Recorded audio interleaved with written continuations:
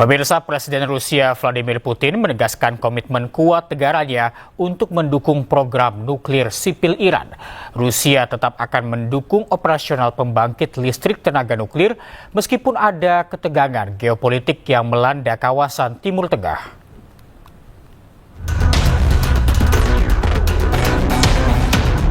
Rusia siap memberikan dukungan bagi pengembangan energi nuklir yang damai di Iran. Presiden Rusia Vladimir Putin menegaskan komitmen kuat negaranya untuk mendukung program nuklir sipil Iran. Putin mengungkapkan bahwa lebih dari 200 ahli nuklir Rusia akan terus bekerja di pembangkit listrik tenaga nuklir atau PLTN Bushehr yang terletak di selatan Iran yang dibangun oleh perusahaan negara Rusia Rosatom. Rusia dengan tegas tetap akan mendukung operasional pembangkit tersebut meski ada ketegangan geopolitik yang melanda kawasan Timur Tengah.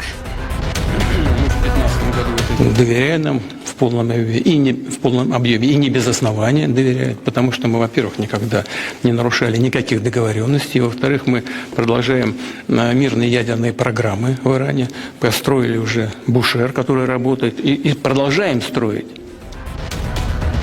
Serangan udara Amerika Serikat dan Israel dalam beberapa bulan terakhir diklaim telah menghantam sejumlah fasilitas nuklir Iran.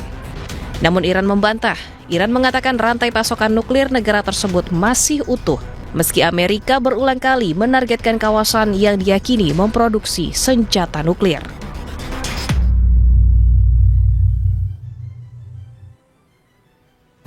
Di tengah perang antara Amerika Serikat dan Iran, Rusia memamerkan kekuatan militernya.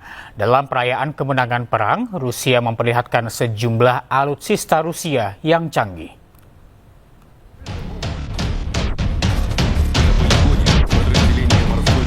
Angkatan bersenjata Rusia memamerkan kekuatan militernya di media sosial. Video berdurasi 6 menit 8 detik ini memperlihatkan operasi Angkatan bersenjata Rusia di garis depan.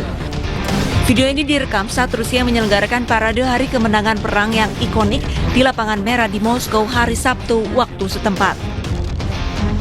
Kremlin menegaskan parade militer ikonik tahun ini di Lapangan Merah diperkecil karena ancaman teroris dari Ukraina. Parade memamerkan kecanggihan sistem rudal, kapal selam, tank, dan alutsista militer Rusia lainnya. Sementara itu, Kementerian Pertahanan memperingatkan akan adanya serangan balasan besar-besaran terhadap Kiev jika terjadi upaya untuk mengganggu perayaan tersebut. Sebelumnya, pada hari Jumat waktu setempat, Presiden Amerika Serikat Donald Trump mengumumkan gencatan senjata antara Rusia dan Ukraina yang berlaku dari tanggal 9 hingga 11 Mei. Yaitu dengan pertukaran tahanan sebanyak 1.000 orang dari masing-masing pihak. Moskow dan Kiev pun sama-sama mendukung inisiatif tersebut. Israel melancarkan serangan udara ke kamp pengungsian Al-Shati di Gaza, Palestina. 9 orang termasuk anak-anak dilaporkan terluka akibat serangan ini.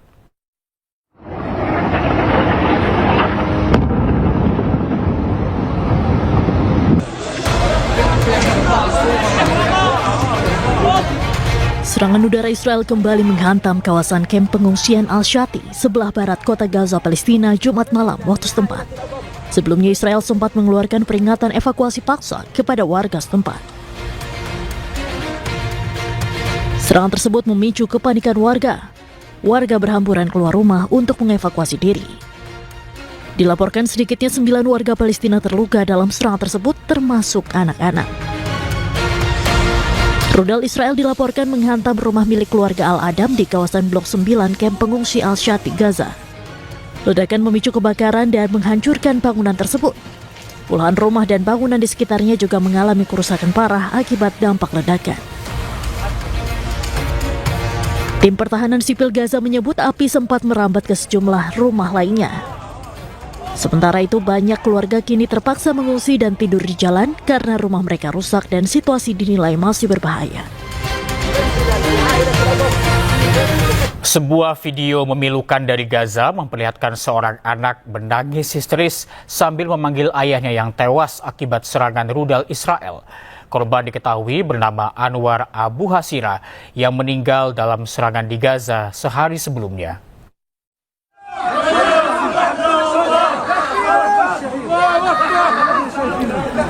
Rekaman menunjukkan seorang anak berdiri di dekat jendela rumahnya sambil menangis histeris memanggil ayahnya saat jenazah sang ayah tiba di rumah duka. Korban bernama Anwar Abu Hasira dilaporkan tewas akibat serangan rudal Israel di Gaza. Tangisan sang anak pecah ketika iring-iringan warga yang membawa jenazah ayahnya tiba. Momen tersebut menggambarkan duka mendalam warga Gaza, khususnya anak-anak yang kehilangan orang tuanya di tengah perang dan serangan udara yang terus berlangsung di wilayah tersebut.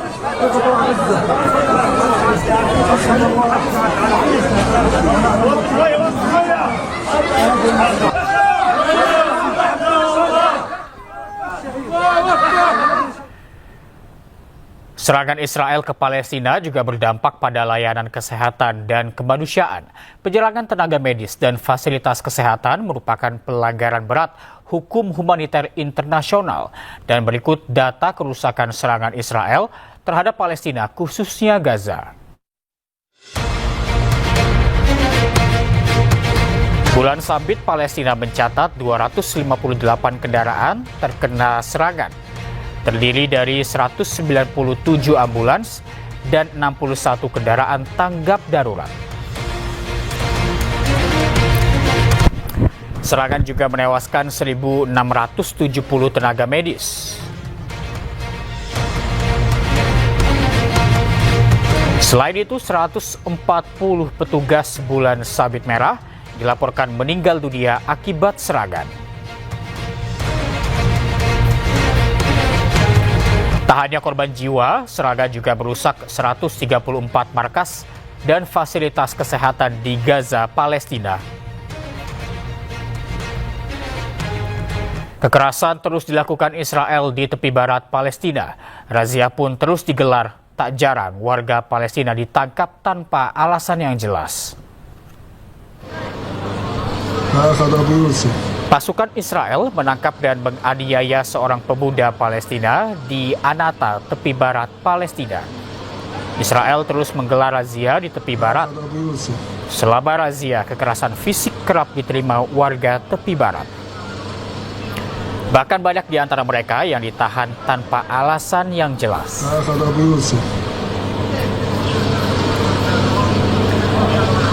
Sementara itu, korban tewas akibat serangan Amerika Serikat Israel di Iran terus meningkat. 45% korbannya adalah warga sipil dan 262 diantaranya adalah anak-anak.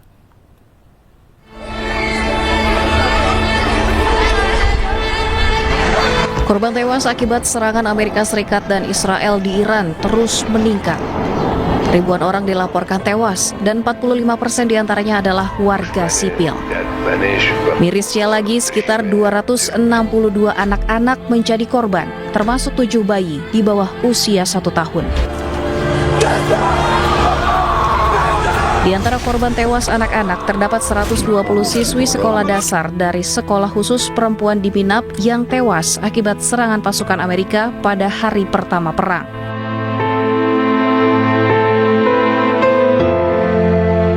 Peluncuran rudal ke sekolah dasar di Minab, Iran dituding dunia sebagai aksi terorisme karena dengan sengaja menargetkan fasilitas pendidikan sipil. Tragedi ini akan terus meninggalkan luka karena perang yang terjadi menewaskan ratusan anak-anak yang tak berdosa. Pesepak bola Barcelona Lamine Yamal tunjukkan solidaritasnya dengan Palestina selama perayaan Barcelona sebagai juara La Liga. Yamal kibarkan bendera Palestina dari atas bus atap terbuka yang disambut pendukung Barca.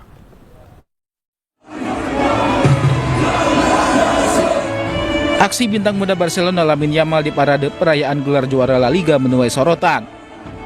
Yamal menunjukkan solidaritas dengan kibarkan bendera Palestina dari atas bus atap terbuka. Aksi Yamal pun disambut sorak-sorai pendukung Barcelona yang kemudian diminta Yamal. Barcelona memenangkan gelar La Liga musim ini lewat kemenangan 2-0 atas rival mereka Real Madrid. Ini adalah gelar La Liga ke-20. Sebelumnya, pertandingan final Liga Hoki Es Wanita Iran didedikasikan untuk para korban meninggal dalam serangan di sekolah Putri Minab pada awal perang di Iran. Penonton melempar boneka ke lapangan sebagai bentuk penghormatan kepada para korban.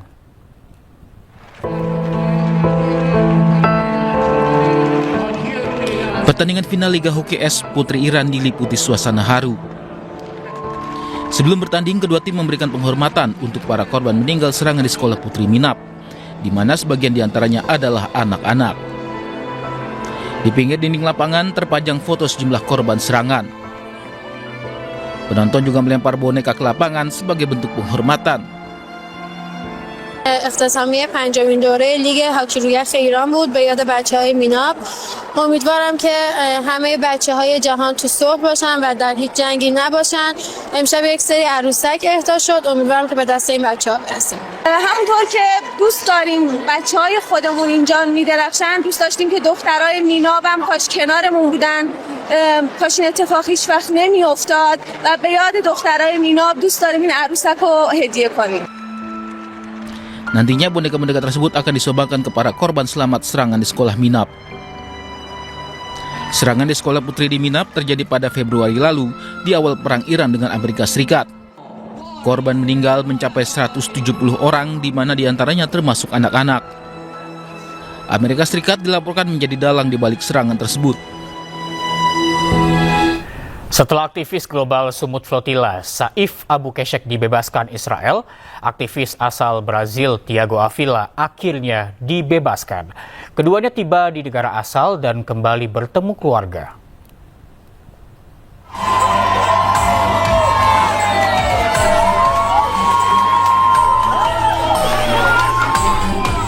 Thiago Avila, aktivis global Sumut Flotilla, tiba di Sao Paulo, Brazil setelah 6 hari penahanan oleh Israel. Aktivis ini disambut haru istri dan anaknya serta para pendukungnya. Thiago menjadi aktivis terakhir yang dibebaskan oleh Israel. Sebelumnya Saif Abu Keshek, aktivis global Sumut Flotilla, lebih dulu dibebaskan. Saif juga telah kembali ke negara asalnya, Spanyol. Saif dan Thiago dibebaskan setelah berbagai upaya dilakukan oleh tim hukum adalah. Usai bebas, Saif sempat menyampaikan pesan saat transit di Athena, Yunani agar para aktivis tetap melakukan mobilisasi. I just arrived to Athens. I left behind me thousands of Palestinian prisoners, children, women, and men.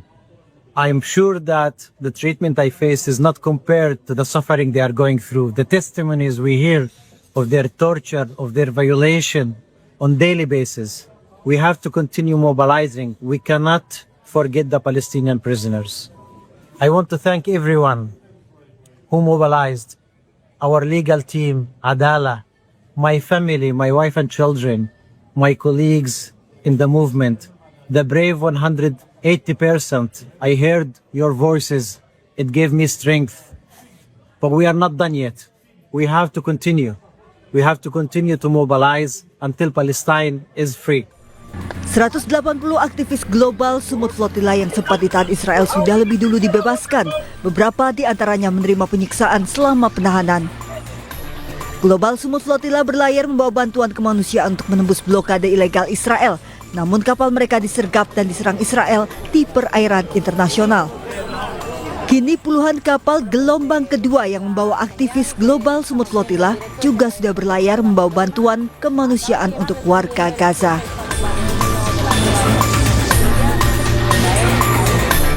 Saif Abu Keshek juga menuduh Israel melakukan penyiksaan, penculikan, dan tindakan ilegal lainnya setelah dibebaskan dari tahanan Israel di Barcelona. Ia menyerukan kepada Spanyol dan negara Eropa lainnya untuk meningkatkan tekanan terhadap Israel. El gobierno tiene que implementar de una manera efectiva el embargo de armas y tiene que jugar un papel bastante más relevante a nivel europeo para que el resto de los países dejen de ser cómplices con el genocidio, con ese gobierno israelí. Hemos visto que ya Israel le da igual. Yo creo que la siguiente flotilla, si volvemos a salir de Barcelona, nos van a encontrar aquí en Ibiza, porque ya si llegan a 700 millas náuticas, yo no sé dónde empieza el bloqueo realmente. ¿Dónde? Empieza a 150 millas, empieza a 200 millas, empieza en las playas de Barcelona. ¿Dónde empieza el bloqueo a Gaza? porque su excusa es que nosotros cruzamos una zona militar, que es prohibido, que está definida por su parte, que no se, realmente esta zona está dibujada solamente por Israel, porque no está reconocida por ningún Estado a nivel internacional de una manera oficial, se reconoce por fuerzas, pero ahora se ha ampliado. Perlawanan terhadap Israel terjadi di sejumlah lokasi, salah satunya di Golan, wilayah pendudukan Israel. Warga membakar mobil dan alat berat perusahaan Israel. Warga Golan, Suriah, menggelar aksi protes atas pembangunan proyek turbin angin milik Israel. Warga marah dan membakar beberapa kendaraan dan alat mekanik perusahaan. Tindakan ini sebagai bentuk penolakan warga Golan atas ekspansi proyek Israel di wilayah pendudukan. Warga juga tidak terima pengambil alihan lahan tanpa izin di wilayah yang seharusnya milik Suriah ini.